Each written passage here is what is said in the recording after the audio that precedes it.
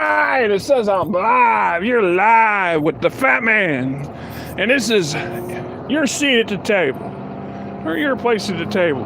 Whatever the heck the thing is I call this channel.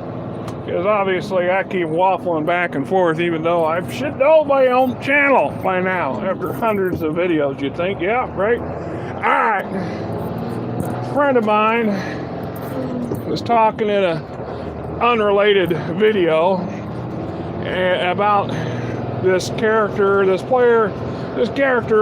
in a game, and one day the GM decided to do a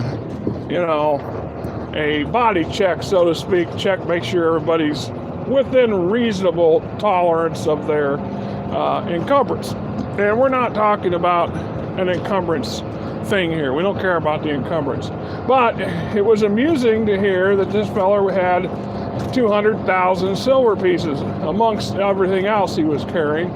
That roughly translates exactly to 10,000 pounds if 20 coins equals a pound, although there's plenty of argument saying that gold weighs more than silver, blah, blah, blah.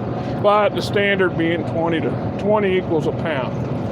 Even if it was 50 equals a pound, that is an insane amount of weight, far, far more than the average adventurer, even Conan the Barbarian-esque adventurer, can lug around.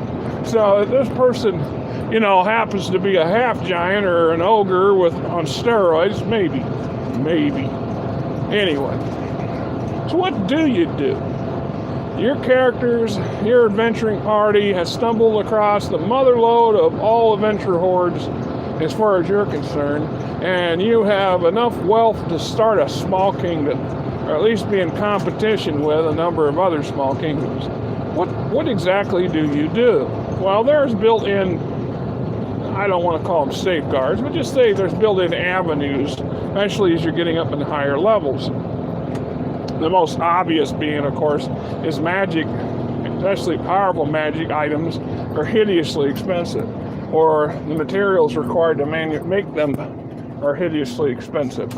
So there's the most common outlet for overabundance of loot. And we're going to ignore the obvious logistics issues, because I've done some videos on this in the past, and that's an interesting subject. I really do like these kinds of subjects because the topics are very, very germane to a lot of things in the game, and yet it amazes me, and though it shouldn't, just how many players and GMs tend to shrug their shoulders or look the other way or grin at each other and go, when it comes to absurd amounts of loot and other stuff being lugged around.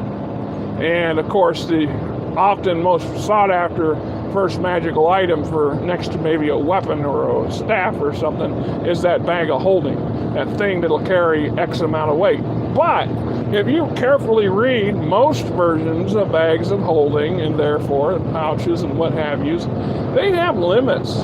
There are the specific limits. And in the old days, there was a catch-22, a warning. If you were to exceed the limit of the capacity of this magical item, it literally explodes, comes apart. Now the debate rages, and some of the it says some, and sometimes it don't, sometimes it's vague, and other people interpret it differently, but it either implodes and all your stuff goes with it, or it explodes and all your stuff is scattered all over the area like a carpet bomb, with you being in the middle of it. Doesn't matter.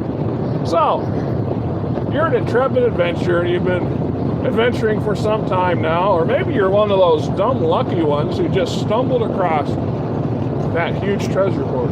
Here's a thought for a game, right? Your intrepid group of first and second level adventurers hear a rumor about a dragon's hoard, and like all the other adventurers in the region, all the big feet to go out there and try to be the first ones to lay claim to it. Of course, the rumor doesn't quite say whether or not the dragon's still around or may want to come back for his loot. Perhaps a more dedicated or more higher level, more capable group of adventurers get there before your party, deal with the dragon, and die in the process. All a tragedy. So the dragon's dead, the adventurers who fought the dragon's dead, and your group stumbles across this horribly graphic scene and then becomes aware of a mountain of loot sitting there, unattended, unclaimed for, and nobody knows for sure who killed what outside of the dragon's lair. So now we're first and second level multi-millionaires in a world where loot's everything. You know, all you gotta do is look at Bronn from Game of Thrones to understand that mercenary mindset when it comes. At the end of the day, Bronn worked for gold, for money. He wanted he wanted that comfort, that security that brought. And as time progressed, his price went up considerably. Especially since he knew the Lannisters always paid their debts, so he had no problem, more often than not anyway, bilking them for as much as he could get, right? Why not? And then later, he parlays, somehow or another, he manages to get parlayed into a knighthood and a nobledom, if you will. He marries into a family, gets a hold of a small estate, etc., etc., etc. So, he didn't find no dragon's hoard. He found a golden lion's pile of shit, right? Sorry about the derogatory term there, but it is late and I'm tired. So, what do? You've got a lot of weight on your hands. First off, like I said, let's ignore the logistics of how you're going to get this thing back to town. Let's ignore the fact that the rule books say, the GM guide for AD&D says, certain towns have a bank limit. There's only so much spending power in a given town or city. So you come into town with, you gotta love that cutout. Do that on the way up here. So you're gonna pay your due. You're gonna give give Caesar his piece of the pie. I mean, it's kind of the right thing to do, right?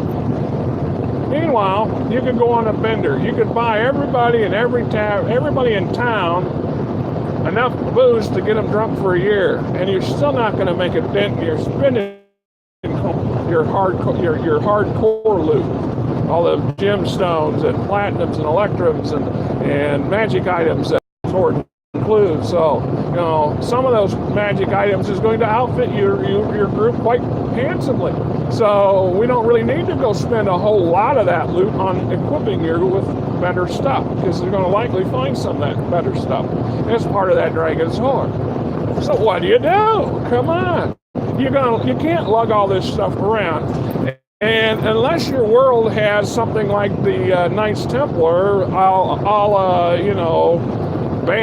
the bank of the church, there's not a whole lot of places where you can safely deposit this stuff next to another dragon's lair, maybe, that you're not at constant risk of thieves and thugs and shysters and charlatans and broke bum-ass frickin' nobles with their hands out going, hey, friend, come here. Let's negotiate. My social status is bigger than yours. I can out deal you. You're going to help me out with this thing, aren't you? Yeah, we're all friends. Okay. We still got a huge amount of loot. So what are we going to do? I love this truck. Bogging down on a hill, slowly grind it up. Oh, jeez. I swear, some days I can't even get over 50 with this thing on some days. It just boggles my mind. I need some of that dragon's loot to buy my boss a better truck so I could have something nice to drive, right? Right? Wouldn't you do that if you won the big lottery? What would you do with a $400 billion lottery? Just saying.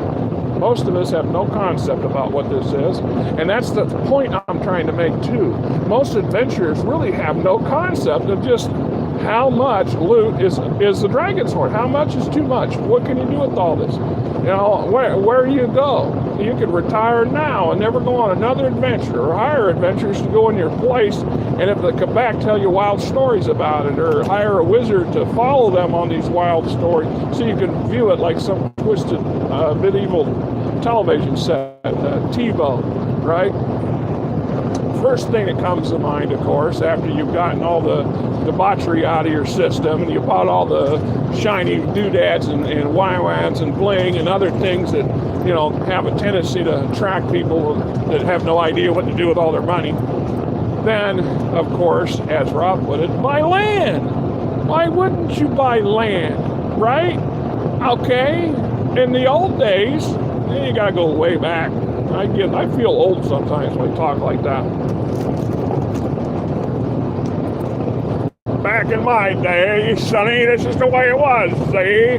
Yeah, see, this is how we did things. You were rarely ever made level 10, and level 7 was considered epic level, and you were very fortunate to live that long because the games were a little more lethal than they were now because it is too many safeties because nobody wants to lose all their work and hard work and development and loot, right? See? So, we invested in things like building a holdfast, maybe a castle, building a wizard's tower, the wizard buying all kinds of exotic doodads and wah-wahs to fill his castle or fill his tower. So when he's on his downtime, that always seems to take place when nobody's at the table, he can study this and practice that and improve this and build his monsters, his golems and undead armies and whatever it is that his thing is. And our intrepid paladins and fighters can build towns and then cities and conquer countrysides. And why conquer when we just buy? You go into most decent-sized kingdoms and a dragon's lord loot. I'm telling you right now, the backstory for probably a quarter of the great houses of most fantasy world settings is established on that sort of premise, that the lucky ancestor adventurer Fred went into a dungeon and blah, or he found this epic artifact and got hugely rewarded or extremely wealthy for it. Very lucky, maybe very lucky at merchant and trade and things like that, but for the most part, they bought that royalty. They went to the local king and petitioned the king and went through all the bribery and steps and rah-rah, all that social interaction, that social combat that allows them to finagle a royal decree that elevates them to the status of noble. Perhaps it's a small thing or a barony, but what king isn't going to turn down, 100,000 silver pieces for a piece of paper that says this guy here is a newly minted noble, and his family here on far out, etc., etc.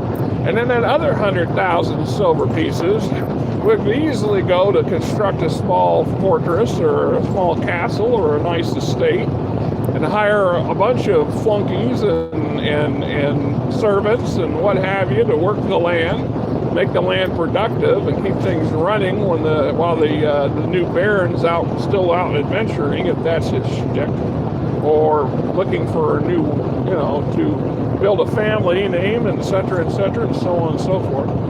So buying land makes sense. Buying land from a noble makes, an existing king makes even more sense. Especially if it comes at a crucial time in the kingdom needing, coppers needing. If you think, once again, a Game of Thrones, when Ned goes to court, discovers, oh shit, we're all broke. Everybody spent all the money. There just isn't enough money to go around for everybody. So what do? And, we just borrow money from the Lannisters and from the Iron Bank. Let's get into debt, right? We all want that debt. So why not add to that debt by going on with putting in and investing, all this other stuff? I'm just